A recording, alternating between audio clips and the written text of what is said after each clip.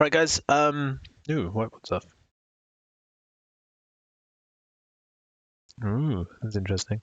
Yeah. Could you guys comment when you're here? Oh yeah, because I was doing the PowerPoint yesterday, wasn't it? Yeah, there we go. Cool.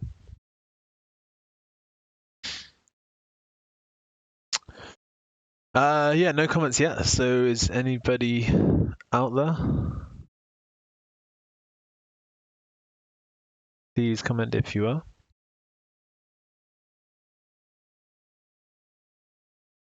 Cool. Hey guys. All right. Register.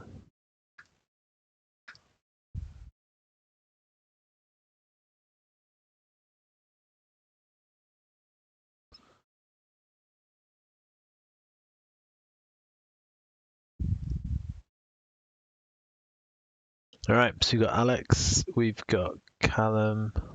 We've got Roddy. Joanne. Caleb. Sophie. Becca. And Fifi. Cool. Any Charlie or George or Leo so far? I guess not.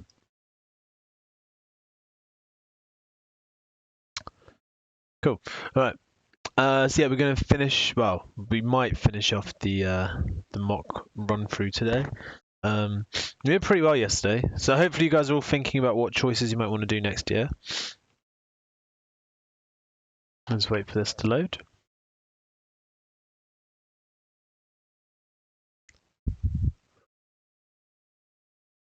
Anytime now.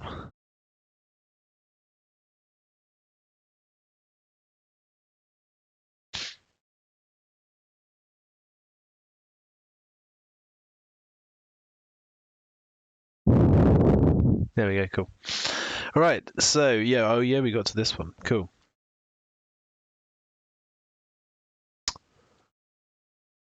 God, the iPad is slow today.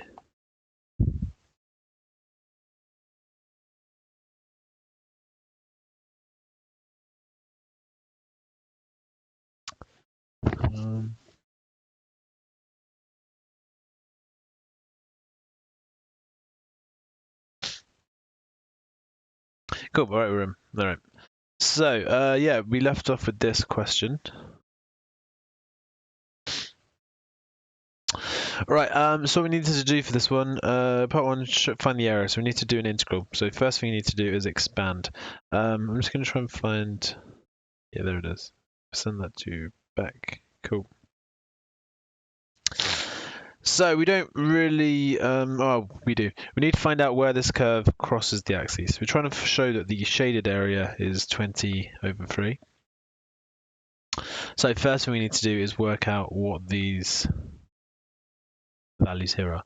So if we look at the equation, we can see it crosses at 0, 4, and -2. So I'll leave those on that sketch. And then we want to integrate that function. So I'm going to expand the cubic. So we'll do it as x times by x squared plus 2x, take 4x, take 8. So we get x cubed minus 2x squared minus 8x. So that's my function. I think you've got this bit. So we're going to do the integral of that and get x to the 4/4 minus 2/3 x cubed minus 4x squared. The brackets like that. So we're integrating that from -2 to 0. And then plus the integral from 2 to 4. Technically subtract the integral because it's going to be negative. But yeah, we need to add the two areas together. Okay. So, done the integral. Let's put in all of our limits. So if we do 0, -2, 0 first, we're going to get 0, take away minus 2 to the 4, 4, minus 2/3, minus 2 squared, minus 4 lots of minus 2. What have I done wrong here? There shouldn't be that many x squareds.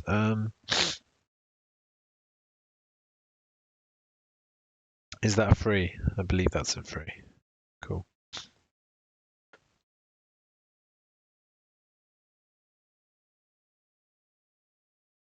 And then that will be to there.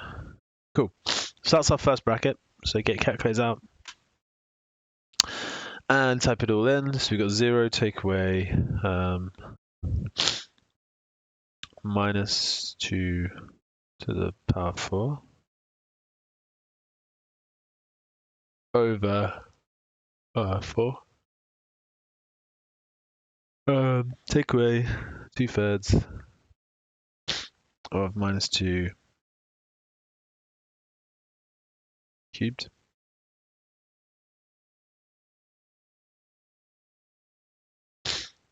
Minus 4 lots of minus 2 squared. And we get 20 over 3. So the first one here, 20 over 3. Do the same thing again for the second area. So we're now going from 0 to 4. So my 0 bracket is still going to give me 0. I now need to put 4 in for the other bit. So we get 4 to the 4 over 4 minus 2/3, 4 cubed, minus 4 lots of 4 squared. Take away. So 4, it's basically 4 cubed. Take 2/3 of 4 cubed.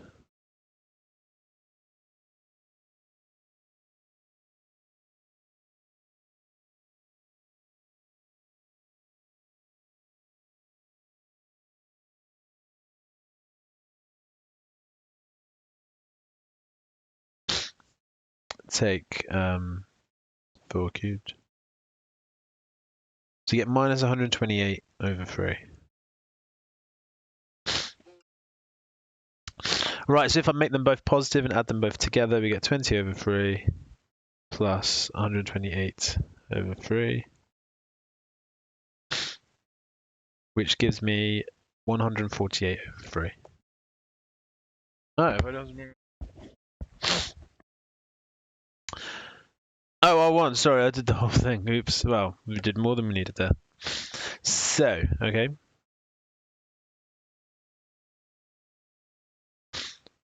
Thanks, Freddie. I should have looked at the screen. Okay. Oh, what am I talking about? R2's, yeah, what have I done? R2 isn't where it crosses at all. I've done something weird there. Okay, whatever, that might be useful later. So, given that R2 is equal to R1, okay, so given that this area here is equal to this area here, verify B satisfies that quadratic equation. Okay. So there's a few ways you can do this. None of them are particularly easy. So we're set. Oh, lost function. Oh, I deleted it. Oh, okay. So we're now going for the integral from 0 to b of, what was it again? X cubed minus 2 x squared minus 8x. I think that was it. Equals, and this is a bit where lots of you lost a mark. You needed to set the area equal to minus 22 over 3. Because this area is negative, this area is positive. If you put the 20 over 3 as positive, you've got one method mark, but you probably lost the rest. So, yeah, you got to be careful with these. So I'm going to move this up. And we're just going to solve this integral and try and turn it into a quadratic. Or at least turn it into something that matches the other one. So I'm going to do the integral again because I deleted it. So x to the 4 over 4 minus 2 over 3 3 minus 4 squared from a to b, from 0 to b. is minus 20 over 3. There we go.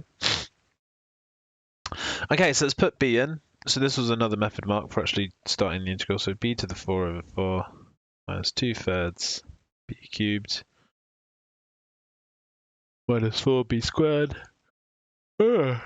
Take away 0 is minus 20 over 3.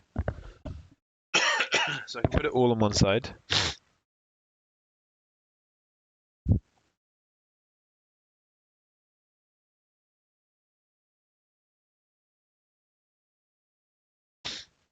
We could times it all by 3 and then times it all by 4. So we're going to get b to the 3b to the 4 minus 8b cubed minus, what's that going to be? 12 times 4, 30, 40, 48 plus 80 equals 0. So we get that that quartic. We just made the integral negative. Send me a shot of your workings already, perhaps there. Perhaps I might have missed that. Okay, so we got that thing there. Okay, this was another bit where people lost marks, and it was kind of picky, but it's kind of fair as well. So we need to show that that equation in red turns into this equation here. And it's 4 marks. It's not the easiest thing in the world. You've got a few choices. We can either try and factorize this, or we can try and expand this. Whichever we do, we've got to show full workings, because they've given us the answer. We can't just write equals the answer and expect to get any marks. So those are two options. You can use long division, dividing it by b plus 2 squared, or we can expand that thing and show it equals this thing. I don't know which is easiest. Which one do you guys want me to do? Because neither seems more or less fun. They both seem a bit of a drag, but true long division maybe? I think yeah. Oh, just long division. We can all expand things though. So we're going to divide this equation by the bit out the front.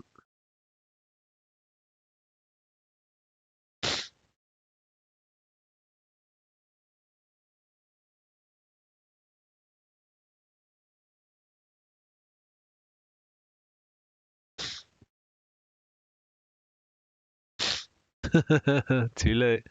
Divided by, we need to expand that b squared plus 2b, no, plus 4b plus 4.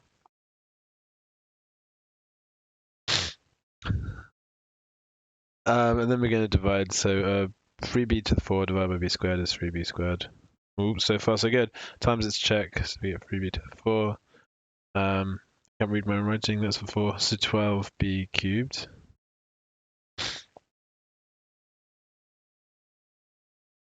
And then plus 12b squared.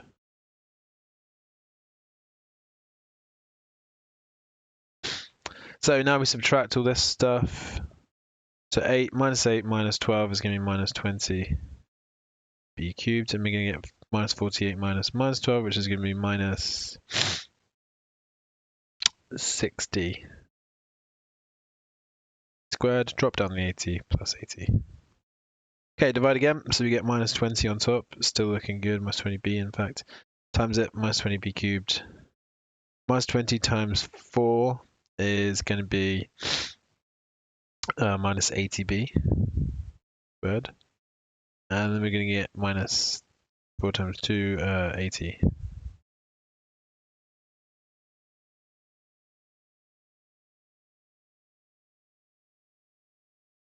Okay, so subtract those two. First time is going to cancel. Minus 60 minus 80 is going to give me 20 b squared. And minus 80, nothing minus 80b is going to be minus is going to be plus 80b. 80 take 0 is going to be plus 80.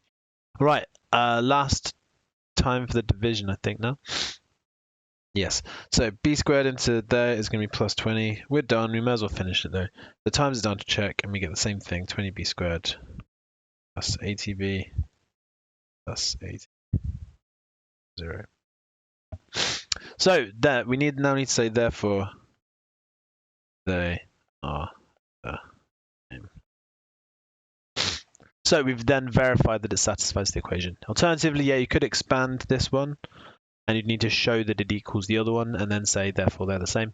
They're a little bit picky, and I know a lot of people, when I marked this exam for real last year, hardly anybody got the full marks for this bit, just because they didn't thoroughly show their expansion or their long division. So if you're verifying an answer, you need to be pretty clear, because otherwise the examiner can just be like, well, we gave you the answer. What have you actually done? So always be careful with those if it's show that or prove that or verify. Sorry, I'll stick my phone on silent.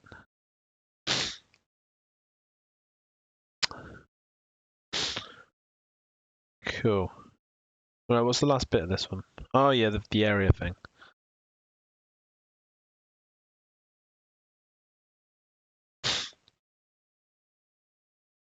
Okay, let's get rid of this for now. So the roots are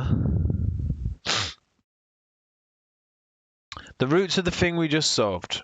Okay, are 1.225 and 5.442. So b is 1.225, so that's there. Let's just zoom out.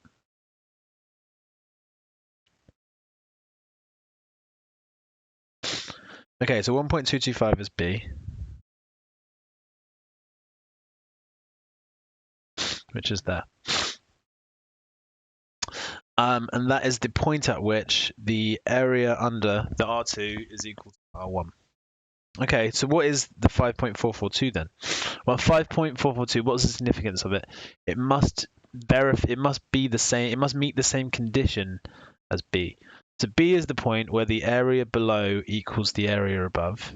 And we got that from this equation here. This equation here basically is saying, when does the area below the axis equal the area above the axis? And the point at which that is true, again, or when does the area, what should I say for this? There's a few ways you can look at it. We can either say, when does the area from naught, when does this area equal all of this area to the right? So there was one case where it's now. The next time is when all of this is shaded and all of this is shaded, and it still cancels to be the same. So this area is still equal to this area. Hopefully that makes sense. There's a few ways you can think about it. So 5.442 on the diagram is about here. So you got one mark if you drew a little dotted line on, that was quite nice. So if you shade in this area here, for it to be the same, it's basically saying the blue area there is equal to the blue area here. So you could say that, or you could say the all of the area on this side, like here, all of this equals R1. Or you could say it's the point at which the total area above equals the total area below. There's a few ways you could describe what the significance of that point is, but it's all to do with areas being equal. And you need to have, you can sketch it or you can think about it, but the key to this is that value, 5.442, came from solving this equation here.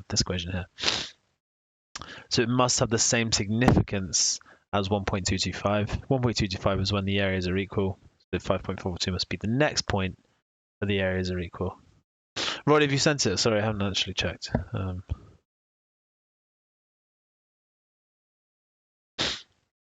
No. Have you sent it? I don't see it.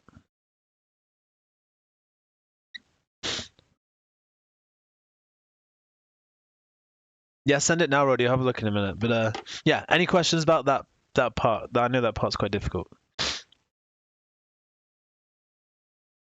Cool. All right. Next one.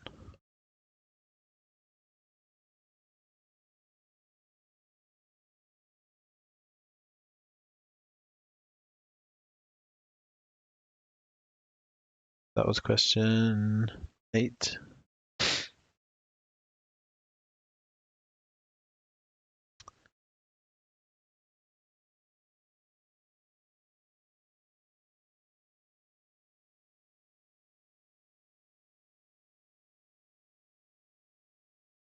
That's the wrong paper. There it is.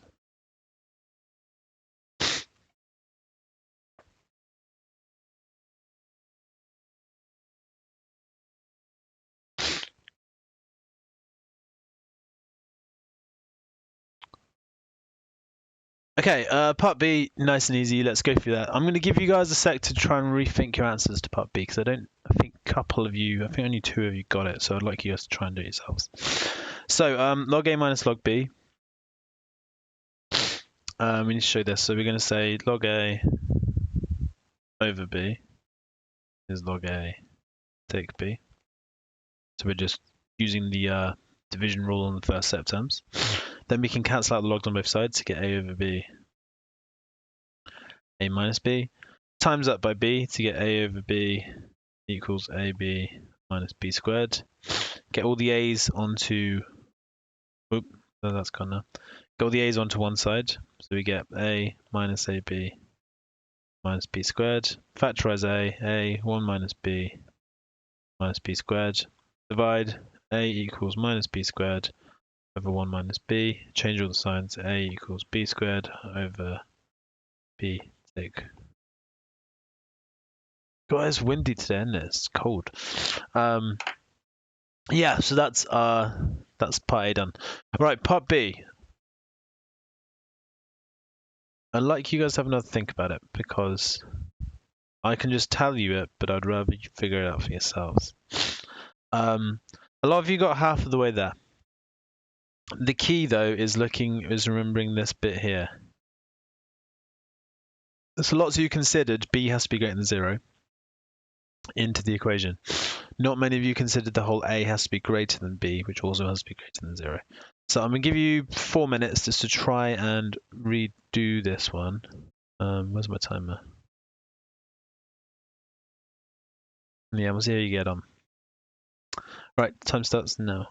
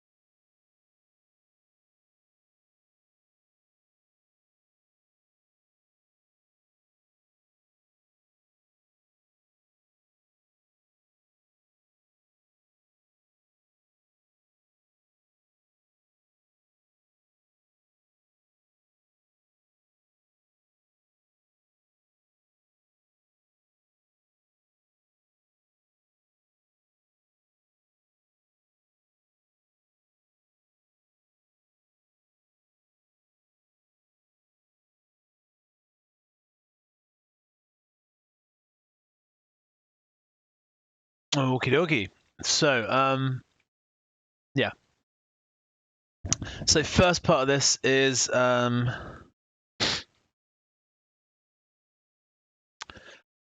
b's got to be greater than 0. Okay, the denominator can't be 0 because then we'd get infinity. So we can say b is not 1. That gets you 1 mark because it's not really the whole story. There's not a full restriction on b. So the other restriction is that a has to be greater than 0. And if a has to be greater than 0, it means the whole of the equation b squared over b take 1 must be greater than 0. I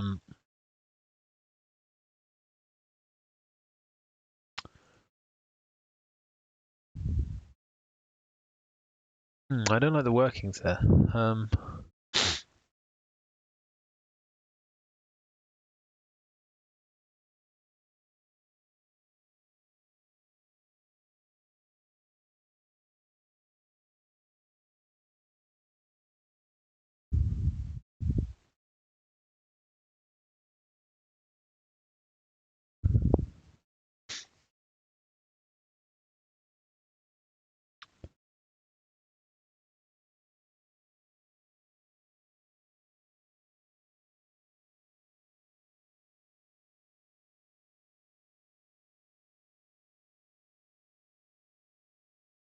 Okay.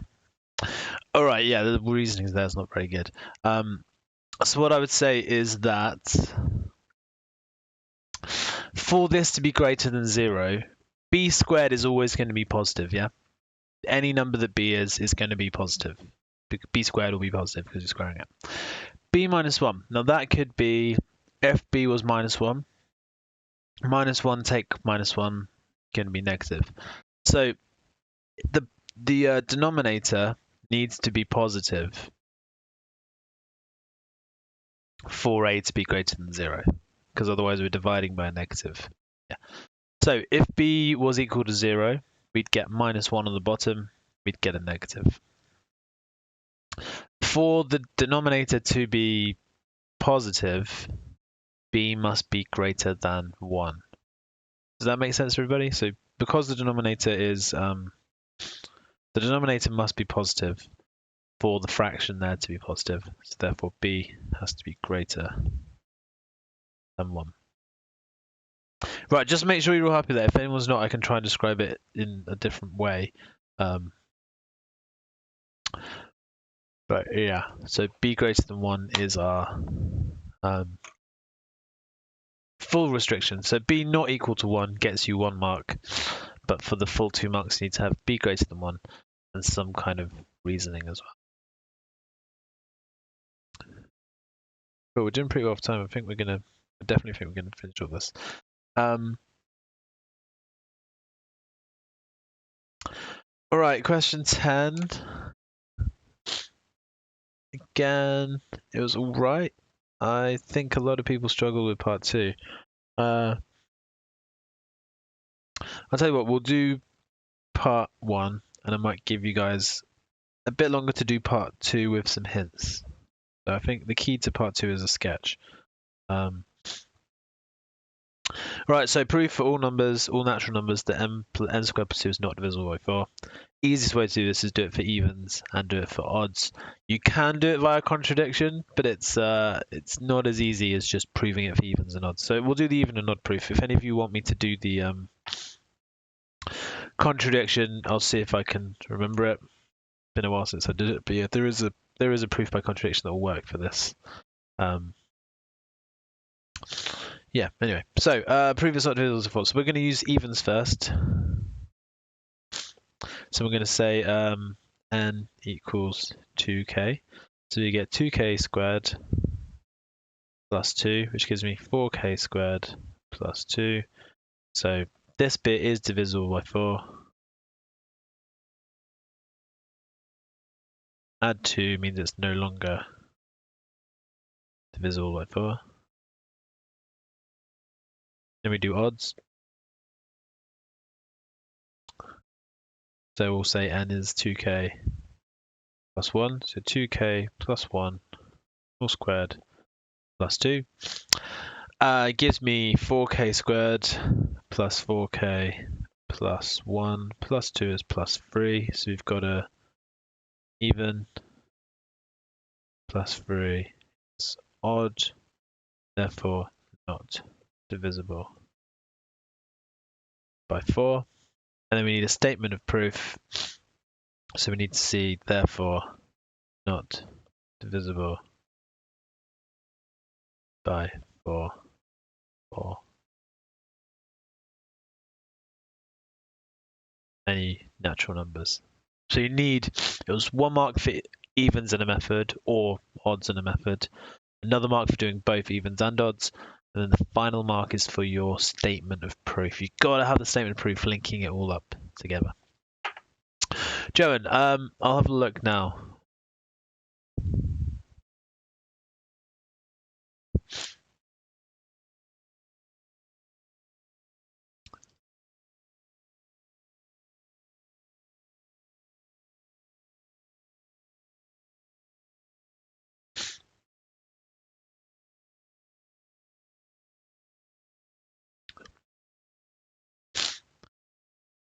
All right, let's see what you did. So you said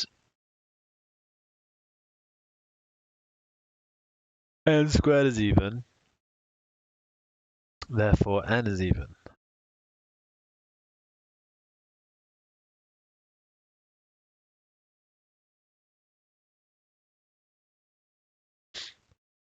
Therefore n squared is a multiple of 4.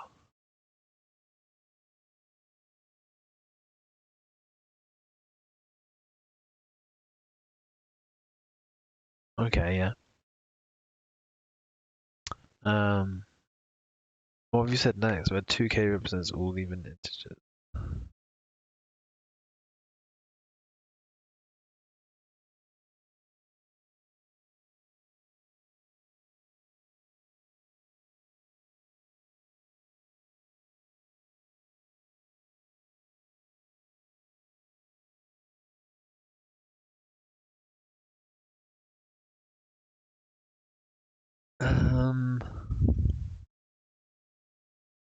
Oh, maybe, yeah. Sorry, maybe you do get this. This wasn't in the mark scheme, but it's a different logical way of doing it.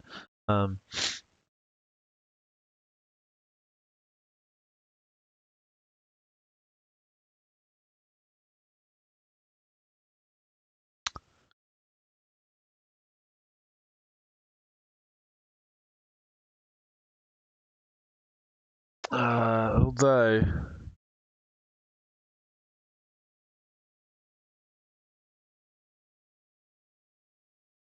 you've done a contradiction, but you've not used a contradiction kind of formaically. You haven't rigorously gone through proof by contradiction. So let me double check the bigger version of the mark scheme. I agree with your logic, but I think your methodology is a bit lacking.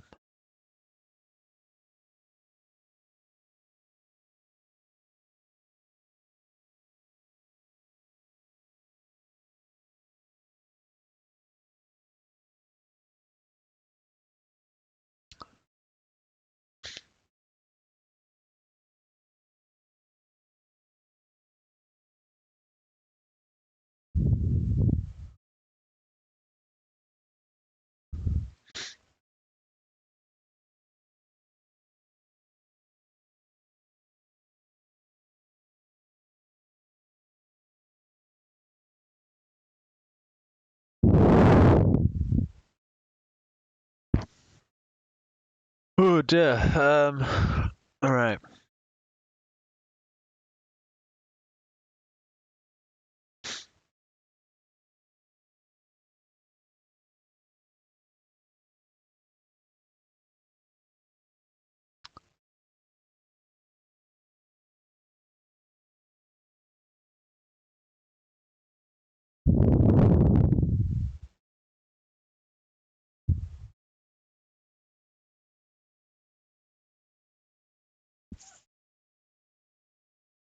Um.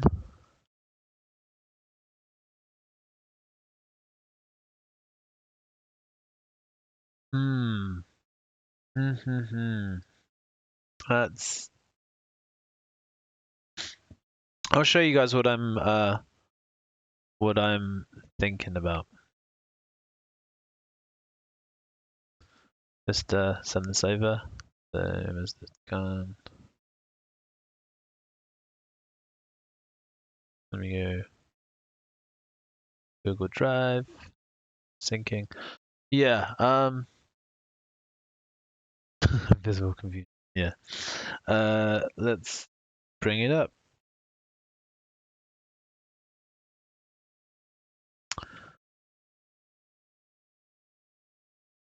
Joan, do you mind if I show people your workings? I just think it's a good learning exercise for mark schemes and stuff.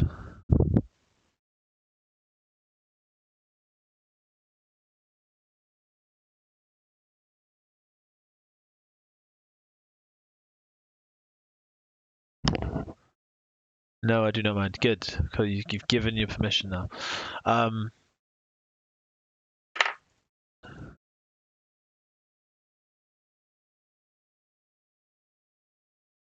Let's send this over.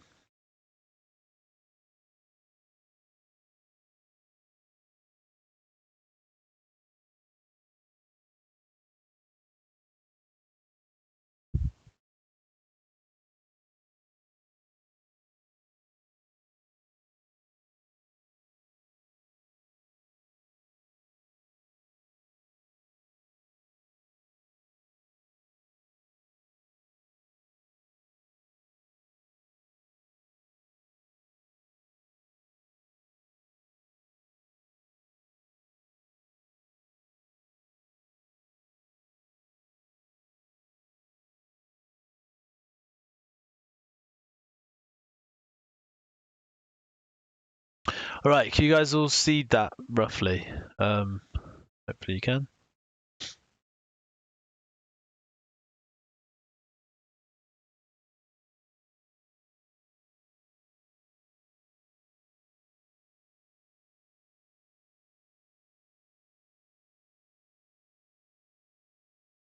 Okay, so here's what I have to.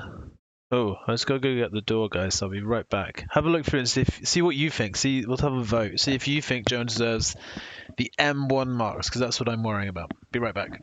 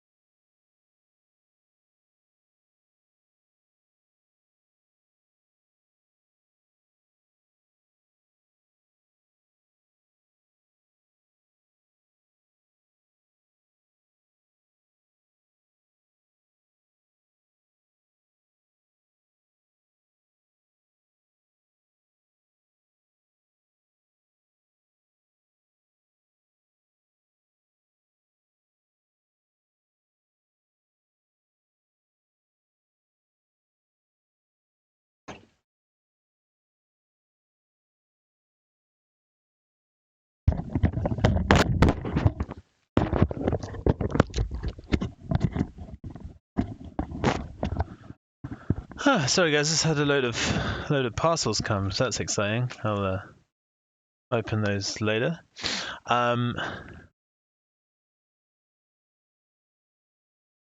Post Roddies. I've got Dettol. It's fine. Fine.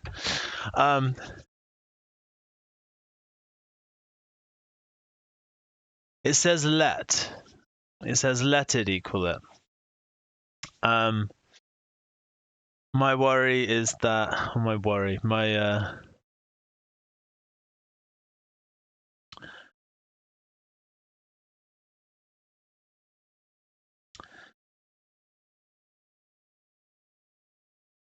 Yeah, okay. I think you probably do deserve the first method mark.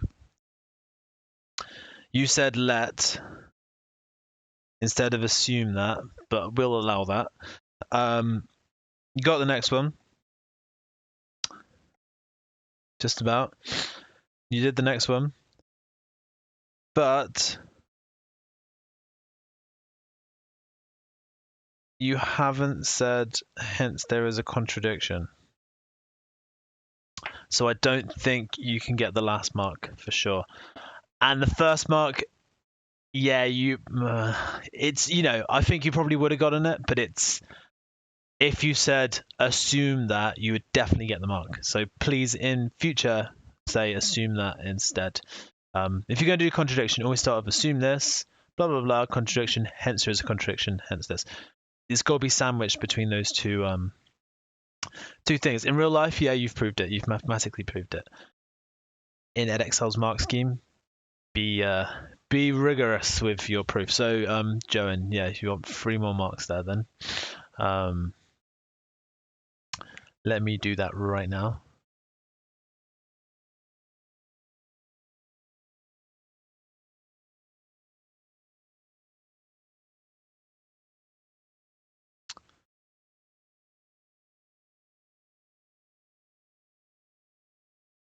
That's cool. Nice grade. Cool. All right. Okay, where are we at? So I think that's the whole of this question.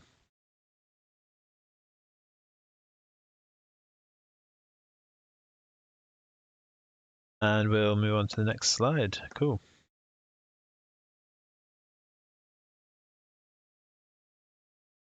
That was epic. I wonder what post I got as well, excited. All right. Where are we going to?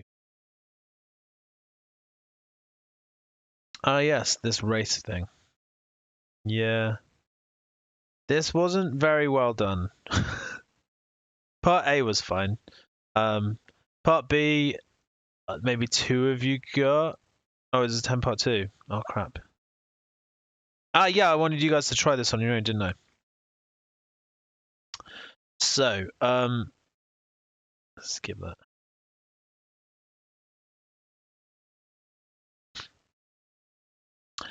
Okay. I want you all, there's a few ways you can do this one.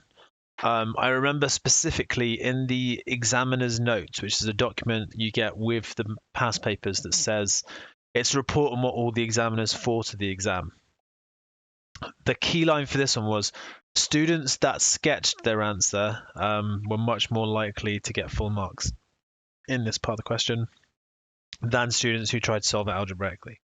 So I would like you guys to try and sketch this situation right now. I'll give you 4 minutes. I know it's 2 marks. I'll give you 4 minutes because, yeah, you got a chance to actually get some paper and do it. Yeah, so could you guys try and do this one with a sketch? That's the key part. Sketch both of those functions to show that one is greater. To see if it's always true, sometimes true, or never true. So I'm not going to tell you the answer yet, but I want you to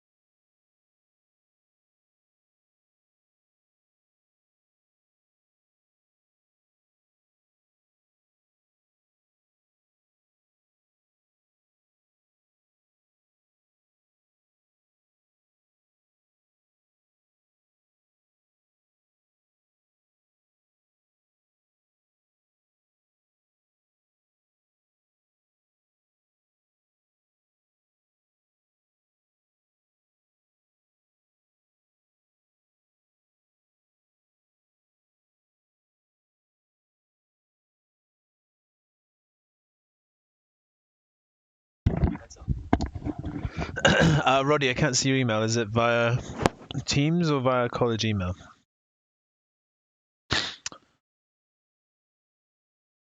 Because I have no messages on either, so don't know if that's sent.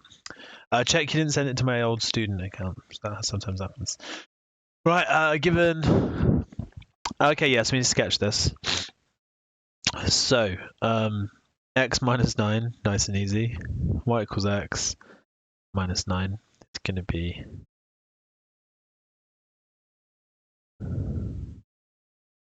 something like that.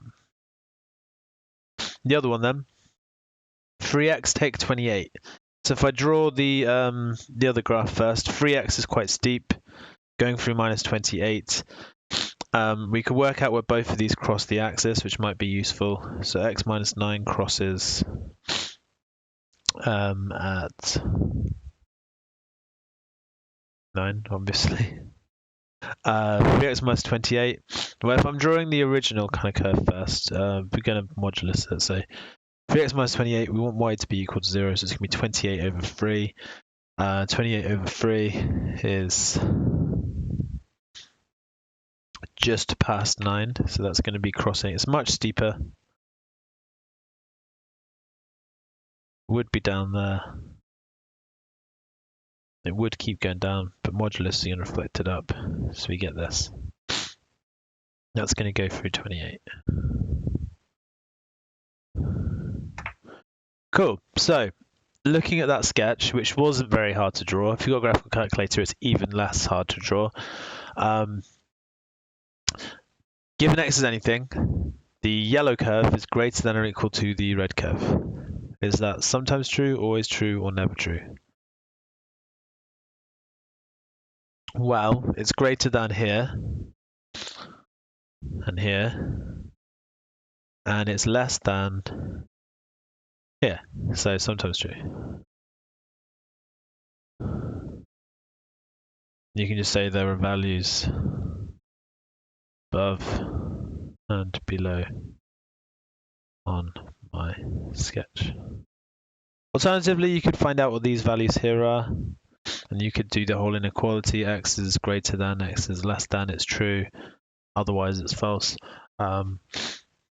Yes, it was 1 mark for saying sometimes true, but you had to back it up with some kind of a reason. This was the easiest reason to get your full marks on. Some of you did well doing the range, but the easiest way is just to do a sketch for this one. Okie dokie. Next one.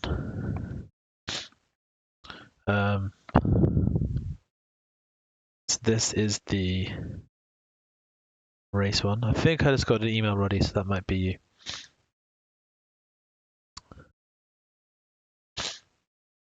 Right, let's quickly have a look at Roddy's question.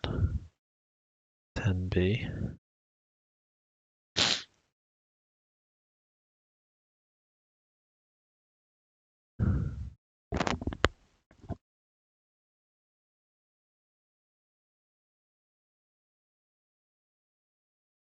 Oh, yeah, okay.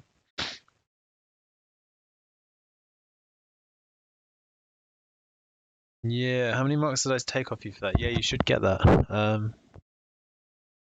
How many marks was lost for that part? Did you get the next bit of the question right?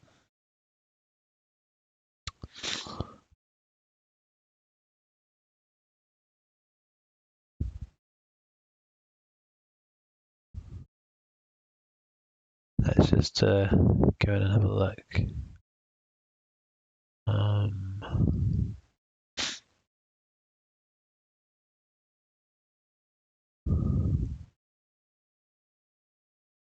So you should have got 4 marks for that part. So I believe that makes you have 8 marks in total.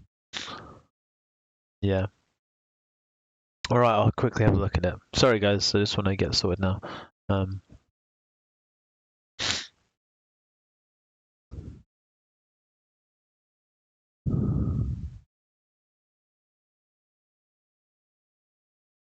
Yep, should get 8 then. So you got 3 more marks there. Well done. 8 out of 10 for that question. Alright, let's just edit your marks as well.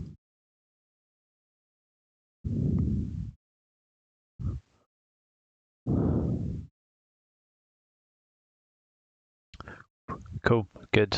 Well done. Yeah. Okay. So for this one. Okay, first bit. So she runs the first 4 kilometers at a steady 6, so 4 times 6. The next 2 is going to be at a greater time. So it's going to be plus 4 times 1.05 plus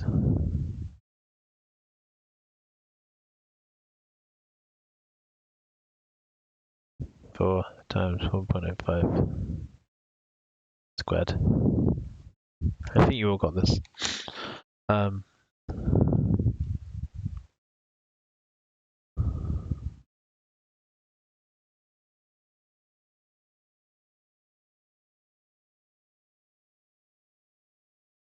So 30. There's something silly here. First 6 kilometers. 4.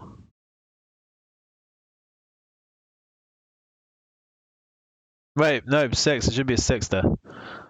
6. There we go. Wait for you guys to correct it.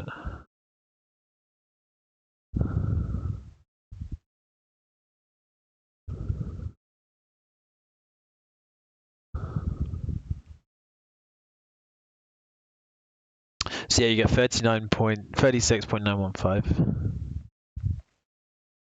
And 0.915 times 60 is 54.9, so 55 seconds.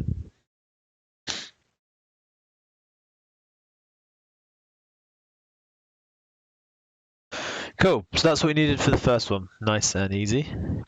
Second one, part B. Hard mark to get this one. Show that the equation is this. Cool. So the trick to this one was, why is it r minus 4? And very few people actually managed to prove that properly. So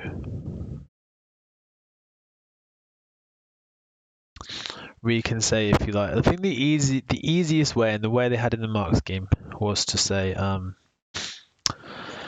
5th kilometer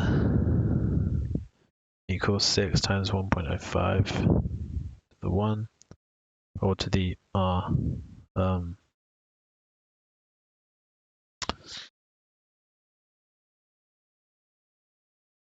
6th kilometer, let's do it like this.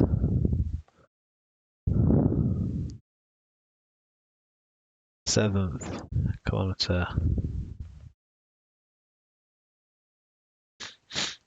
And then we can say the powers there is going to be 5 take 1, 6 minus, sorry, what am I doing? 5 take 4, 6 take 4, 7 take 4, so e.g. 8th or 8th kilometer equals 6 times 1.05 to the r minus 1. So that was the easiest way to get the mark. To do the 3 that you've got and show that for the rth kilometer it's r minus 1. Or you could argue and say it's a series, but the series only starts on the 4th kilometer, therefore the power needs to be r take 4 to account for which kilometer we're on. But you have to do it one of those 2 ways. You could either do this, or you could explain in words why it has to be r minus 4. And very few people did that properly. A lot of you just kind of jumped to that answer, but that's not really worth a mark, because yeah, you've got to show everything. Callum, what did you do the long way around for the first bit? Does that make sense to everybody for part B?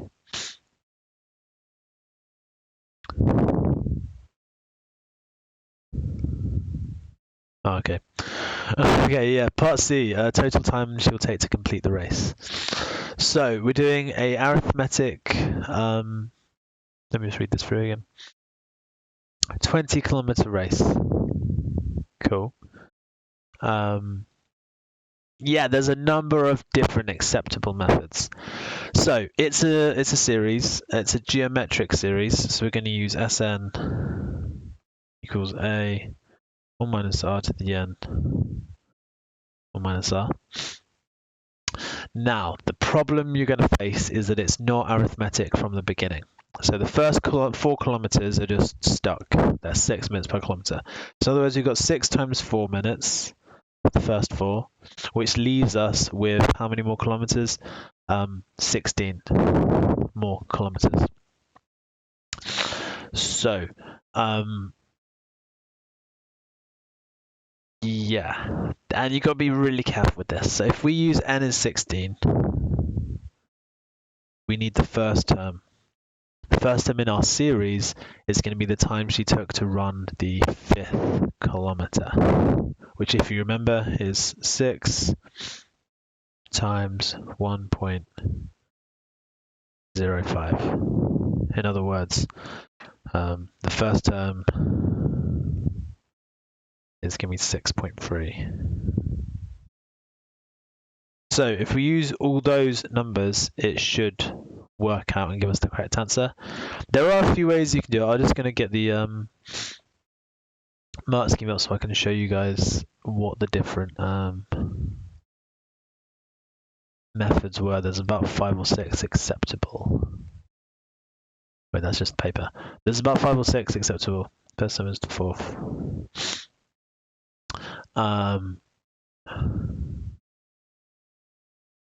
Okay. Yeah, this is, you're talking about one of the other acceptable methods, Roddy. Let me just get the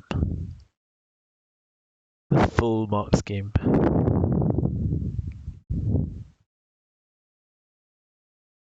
As I said, that's one way in which you can do it.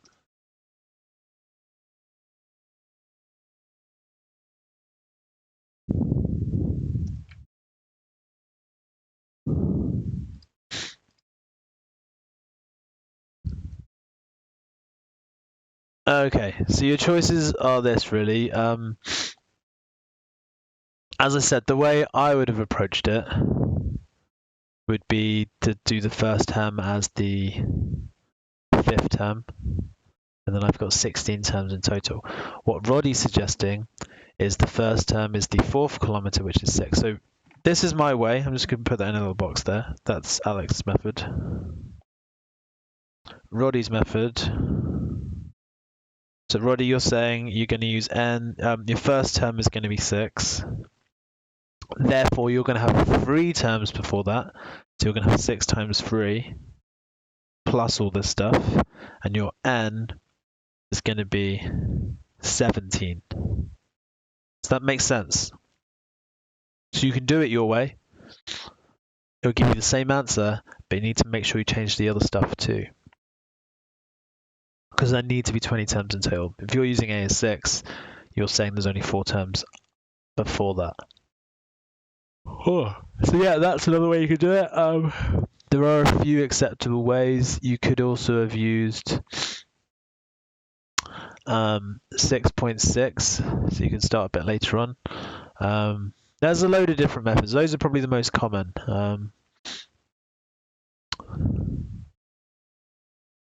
Yeah. And does that make sense to everybody in principle?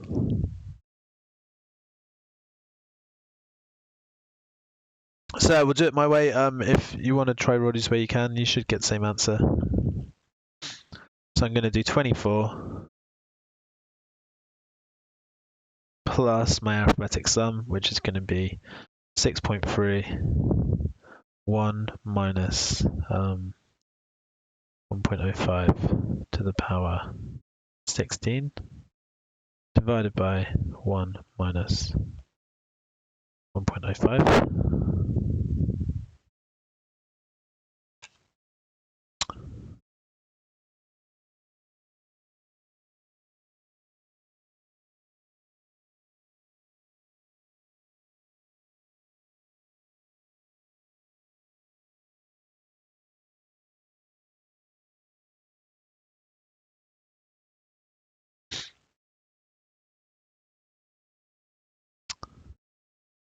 Does help if you type it incorrectly though.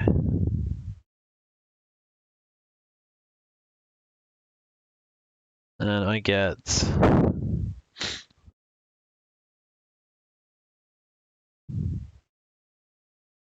what have I got there? Nope, still typed it in wrong.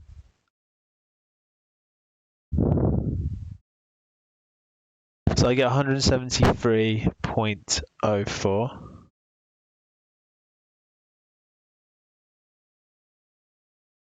Which is 173 mins. And we need it in seconds, so 0.04 times 60 gives me 2.4. So they gone for 3 seconds. So okay, yeah, if you do it more exactly, you get 3 seconds. There you go, 173 minutes and 3 seconds. Cool, and that's what you should get no matter what method you use, if you've used the correct method. So there were some weird method marks in there. There were some things you could get away with and some things you couldn't. But yeah, cool. Any questions about that one? We've got 20 minutes left. 3 more questions. It's going to be tight. We'll see what we can do though.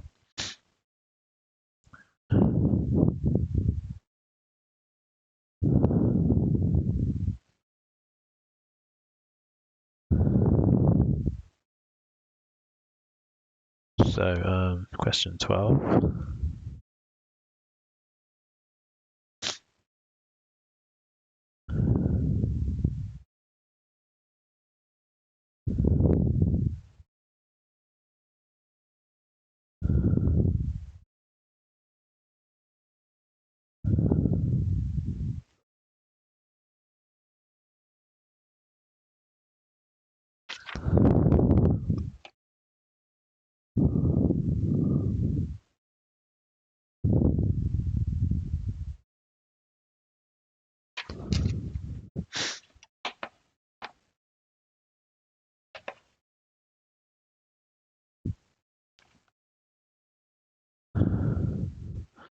Okay, to show that the turning point is satisfied tan equals 4. So just differentiating this thing using the product rule.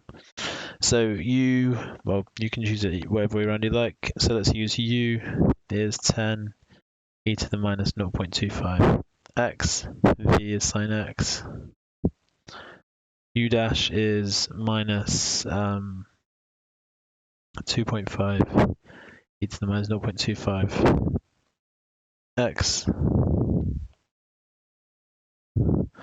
and v dash is cos x. So we get dy dx is u, it doesn't really matter what we rounded up, 10 sine x e to the minus 0.25x plus, minus, in fact, 2.5 cos x e to the minus 0.25x, make it equal 0, divide to get rid of the e's, add to each side, so 10 sine x is 2.5 cos x, divide by cos, divide by 10, and we get tan x equals 4. So nice and easy there.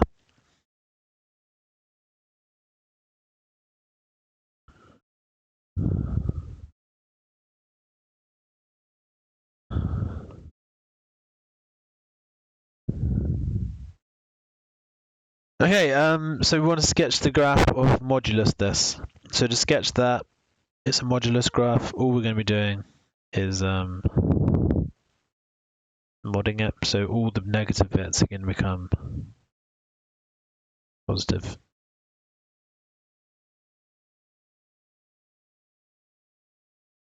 So you should get something like that.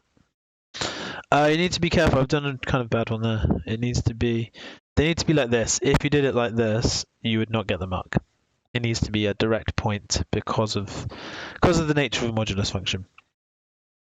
So that's the sketch. Let's move down. Okay, so I want to try and find the maximum height of the ball above the ground between the first and second bounce. So in other words,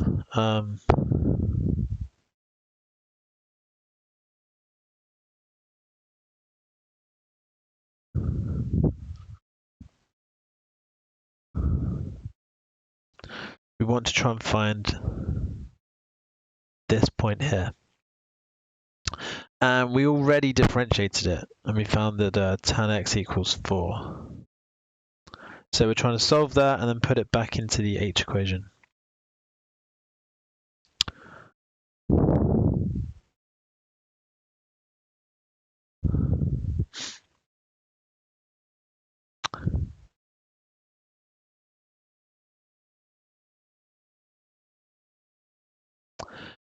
Okay, how many marks is this worth? 3.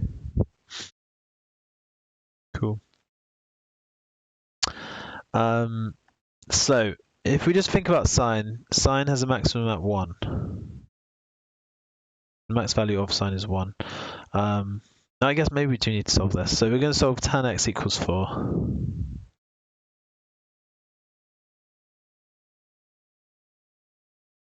And this is very likely to be radians, I think, here. It doesn't actually say.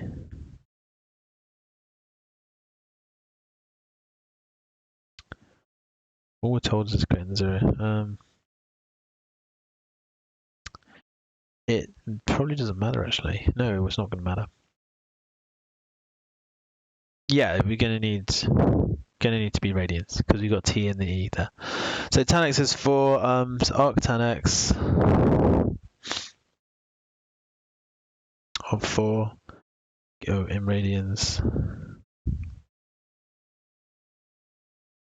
is t equals 1.326.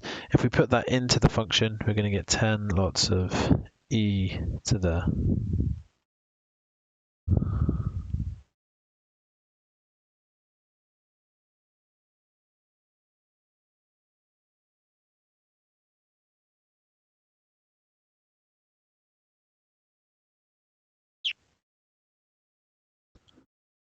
So if you put all of that in, we're going to get 6.96, I think.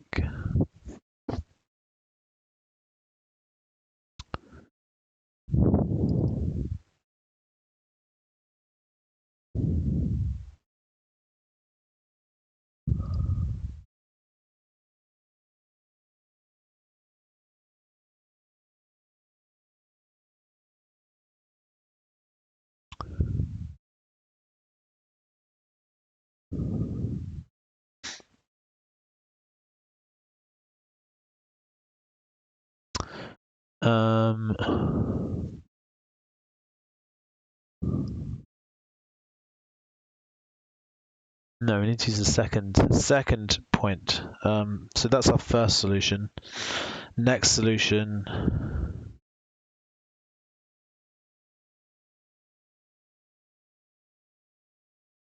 Yeah, because I found the first bounce. Sorry, first and second bounce would be that point there.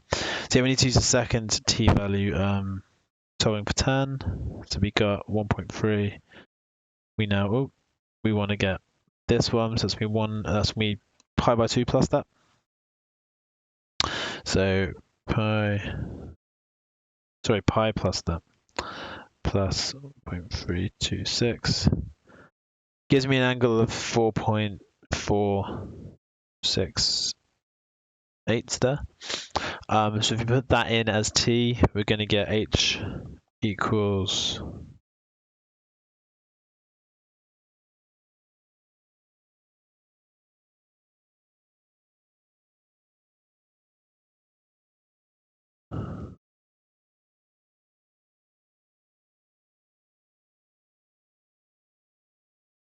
minus 3.17. Is that right?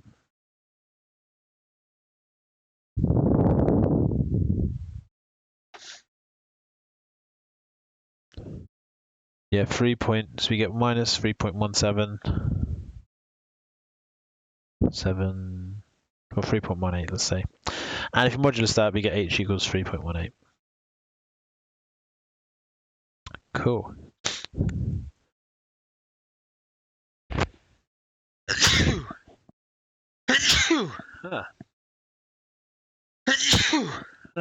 Okay, explain why the model should not be used to predict the time of each bounce. Well, if we look at the graph, the time between each bounce is modeled as constant.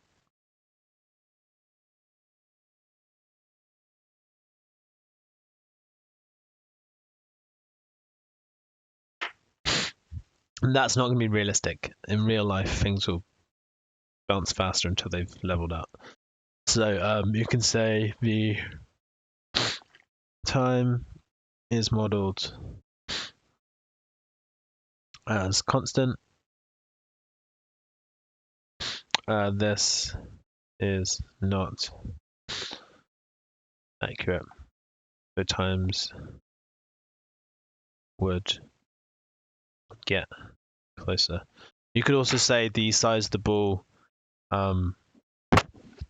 Size of ball means the model is not appropriate for very small bounce heights. Cool. Right, 10 minutes left. Don't think we're going to finish it, but we'll get close.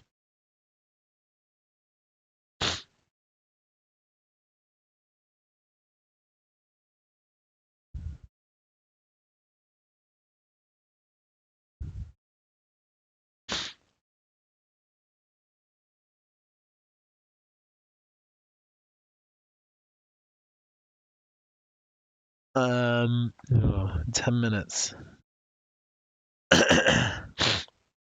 Yeah, I'm going to save this for next time. I don't think we'll get through it in 10 minutes time. So I'll leave that there. This is FM. Thursday, because we've got an extra lecture this week anyway. Yeah, we'll leave it like that. So if any of you have any questions, please drop me an email. Caleb, I know I've got a reply to your email. I'll do that now. Otherwise, see you guys on Thursday. Yeah, email me if you need any help with anything. And email me as well if you need any help with your decisions for choices for next year. We're going to be starting further maths next week. Yeah, so that'll be fun. All right, I'll see you guys then. Cheers. Bye.